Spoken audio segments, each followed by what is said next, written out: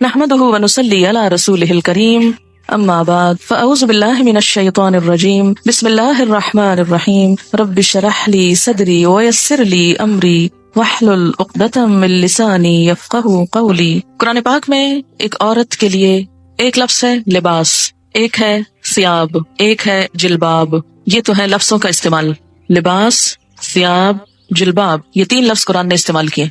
لباس کہتے ہیں اس کپڑے کو جو جسم ڈھانکتا ہے، لباس، ڈریس جس کو آپ کہتے ہیں، جیسے شرٹ ہے، پاجامہ ہے، جو جسم کے ساتھ لگا ہوتا ہے۔ ثیاب اور جلباب وہ کپڑا ہے جو لباس سے اوپر ہوگا۔ پھر لباس کے مختلف حصے بھی استعمال ہوئے، مثلاً خمار، پھر سرابیل ایک اور جگہ پر استعمال ہوتا ہے، سرابیل من قطران جہنمیوں کے لباس کے لیے استعمال ہوا ہے، شلوار کے معنی میں۔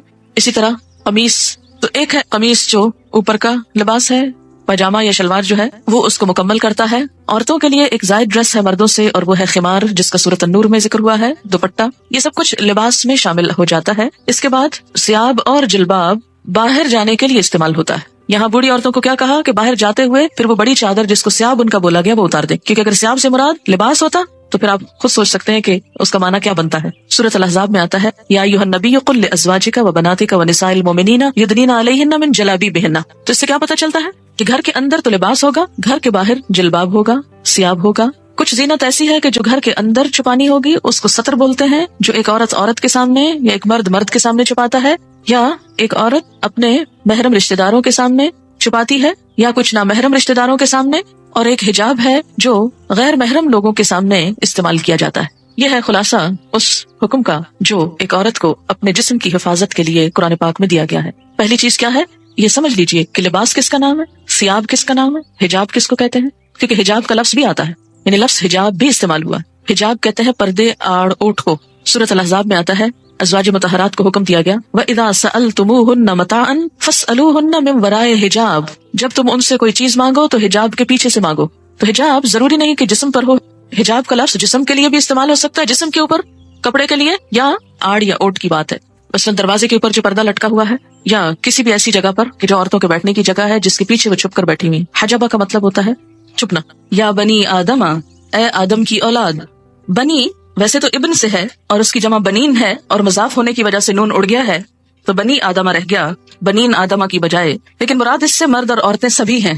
جب بنی آدم کہا جاتا ہے یا جیسے بنی اسرائیل کہا جاتا ہے تو اس سے مراد بنی اسرائیل کے صرف مرد نہیں عورتیں بھی ہیں، تو یہاں بھی بنی آدم سے مراد مرد و عورت دونوں ہیں۔ اے آدم کے بچوں، اے آدم کی اولاد، اے انسانوں، قد انزلنا علیکم لباسا، یقیناً ہم نے تم پر لباس اتارا ہے۔ انزلنا ہم نے نازل کیا، علیکم تم پر، لباسن لباس، یعنی انسان کے اندر لباس پہننے کا جذبہ یا خیال ہم نے اس کے دل میں ڈالا۔ اسی لیے حضرت آدم علیہ السلام اور حضرت حوا کا جب شاہی لباس اترا، جنت کا لباس، تو کیا ہوا؟ فوراً ہی پتوں سے اپنے آپ کو ڈھانپنے لگے۔ تو یہ کیا تھا؟ وہی الہام یا وہی جبلت جس پر انسان پیدا ہوا ہے۔ قد انزلنا علیکم لباسا، ہم نے تم پر لباس اتارا ہے، یواری سوآتکم، جس کا مقصد کیا ہے؟ یواری، جو چھپاتا ہے، سوآتکم، تمہارے جسم کے قابل شرم حصوں کو، تمہاری شرم گاہوں کو۔ سوآت سوآتن سے ہے، لاش کے لیے بھی لفظ پیچھے استعمال ہوا ہے۔ سو اس کا مادہ ہے روٹ، جس کا مطلب ہی برا ہے، برائی۔ وریشا، اور زینت، ریش عربی میں پرندے کے پر کو کہتے ہیں، ریشتن فیدر کے لیے استعمال ہوتا ہے۔ پرندے عموماً اپنے پروں کی وجہ سے ہی پہچانے جاتے ہیں، اور یہ پر ان کے لیے پہچان کے علاوہ خوبصورتی کا ذریعہ بھی ہیں، اسی لیے ریشا کا ترجمہ زینت کیا گیا ہے۔ زینت کے علاوہ پر حفاظت کا ذریعہ بھی ہیں، گرمی سردی سے بچاؤ کا ذریعہ بھی۔ تو یہاں پر لباس کے دو مقاصد بتائے گئے، نمبر 1 کہ وہ جسم کو ڈھانپے، اور نمبر 2 انسان کو حسن بھی بخشے، انسان کے لیے زینت حاصل کرنے کا ذریعہ بھی ہو، خوبصورتی کا سامان بھی ہو۔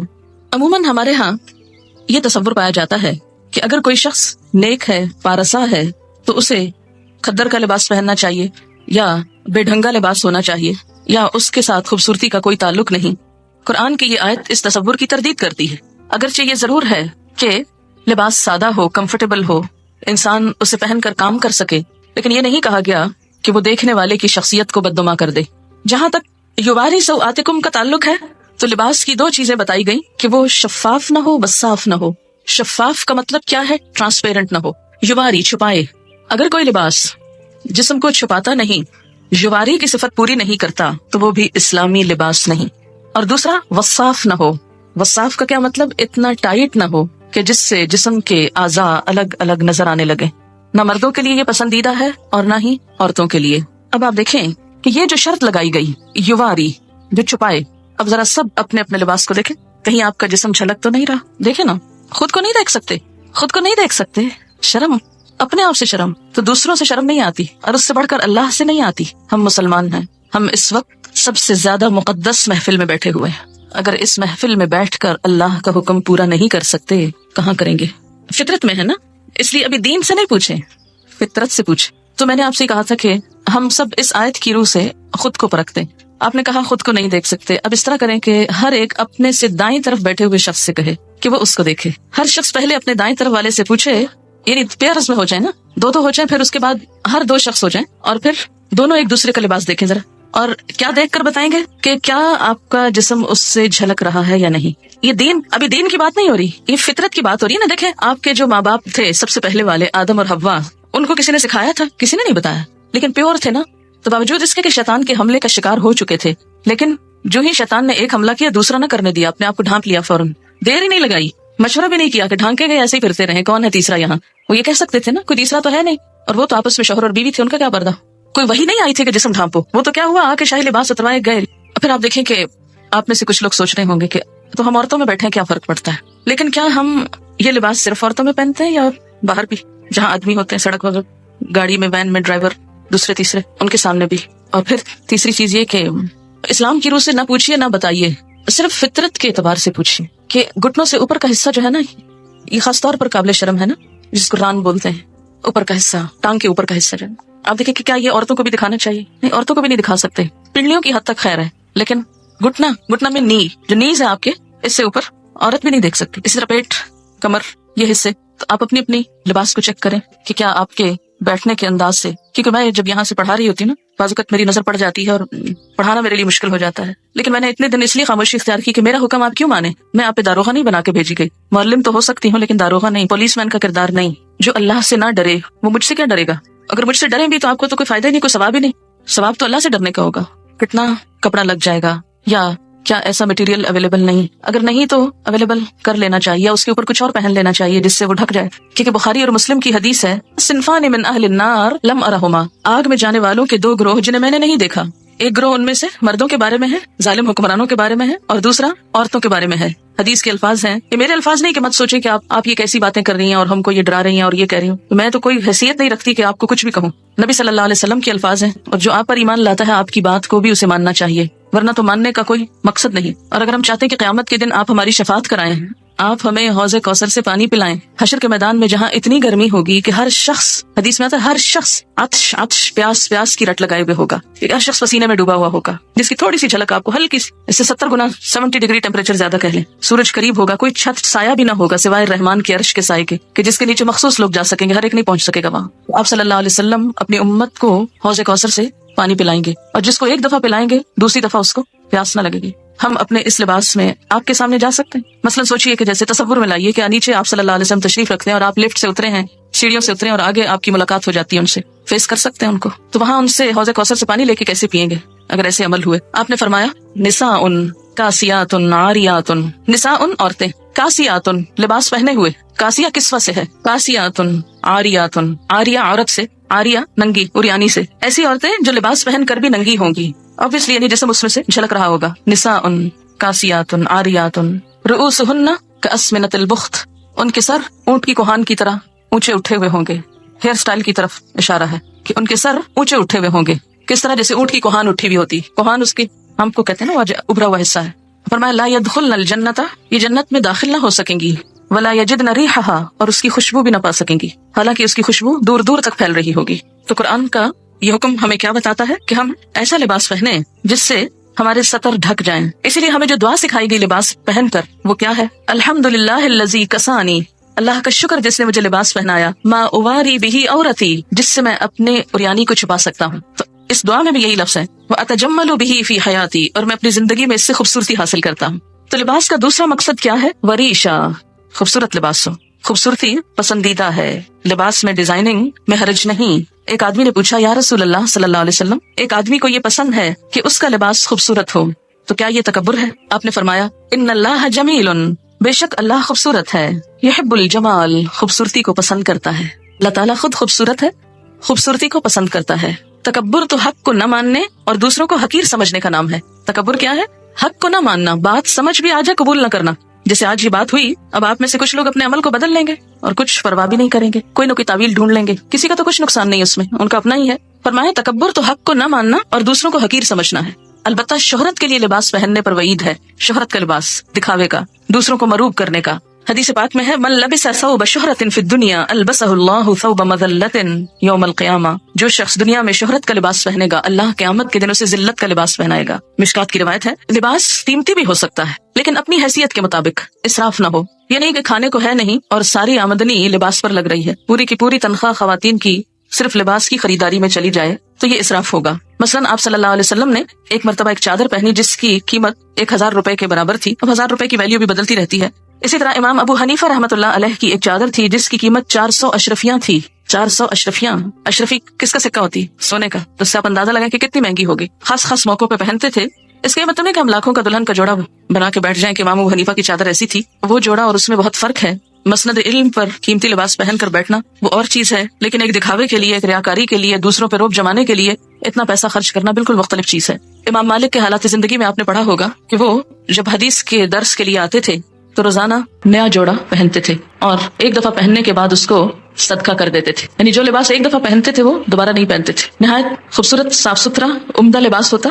جب ان سے پوچھا گیا کہ آپ ایسا کیوں کرتے ہیں تو وہ کہتے کہ نبی صلی اللہ علیہ وسلم کی حدیث یا آپ کی مجلس کے وقار کے لیے، کیونکہ ہر مجلس کا ایک وقار ہوتا ہے۔ اتنے بڑے انسان کے نام پر قائم کی ہوئی مجلس میں سب سے بہترین لباس پہنتا ہوں، اور جب مجلس ختم ہوتی لباس اتارتے اور صدقہ کر دیتے، اپنے شاگردوں کو دے دیتے۔ ان کے ہاں ایسا ہوتا تھا کہ مختلف لوگ مسلسل آتے، کچھ عرصہ رہتے، ان سے سیکھتے، پھر آگے چلے جاتے۔ تو یہ طالب علم بھی ہوتے تھے، مسافر بھی ہوتے تھے، اور ان کے پاس یہ لباس کہاں سے آتے تھے؟ ان کے مختلف شاگردوں کی طرف سے جو چلے جاتے، وہ پھر بعد میں ہدایہ بھیجتے اور وہ ان کو ان کی خوشی کی خاطر استعمال کرتے اور ساتھ ہی صدقہ کر دیتے۔ ہمارے ہاں تو تصور ہے نا کہ صدقہ صرف اس چیز کا ہو سکتا ہے جو گھسی پٹی، بیکار، فضول ہو جائے، جس کا اب آئندہ کوئی استعمال ہے ہی نہیں، اس کو صدقہ کر دو۔ لیکن کوئی چیز جو استعمال کے تھوڑے سے بھی قابل ہو اسے رکھے رکھو، چاہے استعمال کا موقع ملے یا نہ ملے۔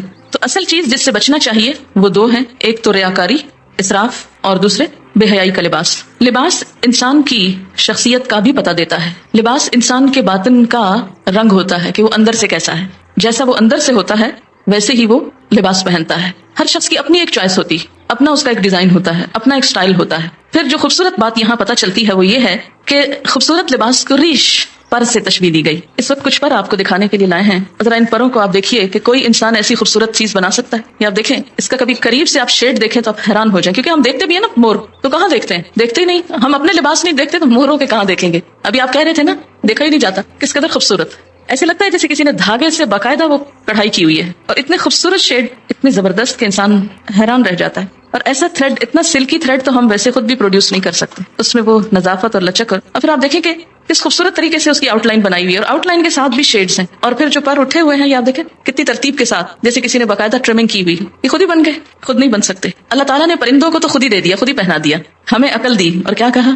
استعمال کرو اور اپنے لیے خوبصورت لباس بنا لو۔ اب دیکھیں کہ جب بہت سارے لوگ ایسی کڑھائی وغیرہ کرتے ہیں تو ان کی، یعنی کڑھائی والے کپڑے پہننا منع نہیں ہے، تقویٰ کے خلاف نہیں ہے، ان کا بھی روزگار ہو جاتا ہے۔ کئی دیہاتوں میں بیٹھی لڑکیاں، بچیاں جو اپنی زندگی، جن کو اور کوئی کام کرنے کو نہیں، وہ پڑھ لکھ نہیں سکتی، کتنی خوبصورت خوبصورت چیزیں بناتی، لیکن ہم ان پہ بڑا ظلم ڈھاتے ہیں کہ بہت ہی اونے پونے داموں لے کر ان کی آنکھوں سے اور ان کے صلاحیتوں سے مذاق کرتے ہیں۔ پھر اسی طرح آپ دیکھیں، اس میں بھی آپ دیکھیں کیسا شیڈ ہے، اتنا خوبصورت، اور ان کی جو نرمی اور ملائمت ہے، ہم بھی اتنے عقل مند نہیں کہ اتنے خوبصورت کپڑے پہننا جانے۔ ہمارے کپڑے تو خوب اکڑے ہوئے ہوتے، انکمفرٹیبل، کہ جس میں سانس نہ آئے، کام نہ کر سکیں۔ پرندوں کے پر خوبصورت ہونے کے ساتھ ساتھ اتنے پریکٹیکل ہوتے ہیں کہ ان کو اپنا کام کرنے میں کوئی دشواری نہیں ہوتی۔ ہم بعض اوقات خوبصورت لباس پہننے کے شوق میں ایسا لباس پہن لیتے ہیں کہ جو بالکل پریکٹیکل نہیں ہوتا۔ پڑھاتے وقت اگر ساتھ یہ بھی دکھایا جائے تو تھوڑی سی فیلنگ اچھی آتی ہے کہ اللہ تعالیٰ نے کیا کیا خوبصورتی پیدا کی اور کس کے لیے پیدا کی۔ یہ پرندے ادھر ادھر اڑتے پھرتے ہیں، ان بیچاروں کو تو خود تو کلرز پتہ نہیں اپنے نظر بھی آتے ہیں کہ نہیں، کہ کلرز دیکھنے کی صلاحیت بھی انسان کو ملی۔ ہم انسان ایکسٹریم پہ چلے جاتے ہیں۔ ہماری ایکسٹریمز کیا ہیں کہ یا تو دین کے نام پہ، تقویٰ کے نام پہ ہم بالکل بدھو بن جاتے ہیں اور دنیا کی کسی چیز سے کوئی فائدہ نہیں اٹھانا چاہتے۔ ملنگ کہلانا دوسرے لفظوں میں نیک کہلانا ہے۔ اسلام میں کسی ملنگی کا کوئی تصور نہیں، یہ بعد کے نظریات ہیں، سادھو اور بھکشو اور معلوم نہیں کیا کچھ۔ اللہ تعالیٰ نے اپنی یہ تخلیق ہمیں سکھانے کے لیے، ہمیں دکھانے کے لیے پیدا کی ہے. کس کے لیے ہے یہ سب کچھ؟ اللہ تعالیٰ فرماتے ہیں تمہارے لیے. ہمارے لیے کیا؟ کہ ہم اس سے سبق سیکھیں. انسان نے جانوروں سے بھی بہت کچھ سیکھا ہے. اپنی حیثیت کے اندر رہتے ہوئے، اپنی شخصیت کے مطابق ساتر لباس، خوبصورت لباس، خواہ پینٹنگ ہو، کڑھائی ہو، مکیش ہو، تلا ہو، اور کچھ اور ہو جو آپ کو آتا ہے اور مجھے نہیں آتا، یہ سب کچھ منع نہیں ہے، لیکن موقع کی مناسبت سے، حدود کے اندر رہتے ہوئے اور پہلی شرط مانتے ہوئے. یواری سواتکم. معلوم نہیں شیطان نے ہمیں کیوں سجھا دیا کہ ننگا ہونا زیادہ خوبصورتی ہے اور جسم کی نمائش کو خوبصورتی بنا دیا. سی تھرو کپڑے پہنانا زیادہ عقل مند کہلانے کا سبب سمجھایا، حالانکہ ایسا نہیں ہے. سارے جانوروں کے لباس اللہ نے خود ہی پہنا دیے اور وہ بےچارے ایک ہی ڈیزائن میں رہتے ہوئے دنیا سے چلے جاتے ہیں، جبکہ انسان کو ایک لباس نہیں دیا، اس کو سکن کلر دیا جس کے اوپر ہر خوبصورت چیز نمایاں ہو جاتی. آپ دیکھیں نا سکن کلر کا کارپیٹ ہو تو اس کے اوپر فرنیچر کتنا نکھرتا ہے. تو اسی طرح آپ کو اللہ نے سکن کلر کا جسم دیا جس کے اوپر خوبصورت رنگوں کے لباس، خوبصورت کڑھائیوں کے لباس آپ کے لیے حسن کا سبب ہے. یہی اگر آپ کی سکن بلو کلر کی ہوتی تو آپ کتنے لمیٹڈ کلرز پہن سکتے تھے، کیونکہ بلو کے اوپر ہر کلر پھر سوٹ نہیں کرتا. اسی طرح اگر آپ گرین ہوتے، سوچے نا تھوڑا سا، تو کیا نظر آتے. کتنی وسیع چوائس دی ہے اللہ نے آپ کو. ہم شکر نہیں کرتے، شکر نہیں بجا لاتے. اور آپ کو معلوم ہے کہ ایک پرندے پر تقریباً 10,000 مختلف قسم کے پر ہوتے ہیں. بعض پر اڑنے کے کام آتے ہیں، بعض جسم کے ساتھ ہوتے ہیں، اس کی شیپ نمایاں کرتے ہیں. اسی طرح فلفی ہوتے ہیں، نرم ہوتے ہیں، آرام دہ ہوتے ہیں. تو لباس بھی اگر آرام دہ ہو، نرم ہو، سلکی ہو، کمفرٹیبل ہو تو اس میں حرج نہیں، گناہ کی بات نہیں.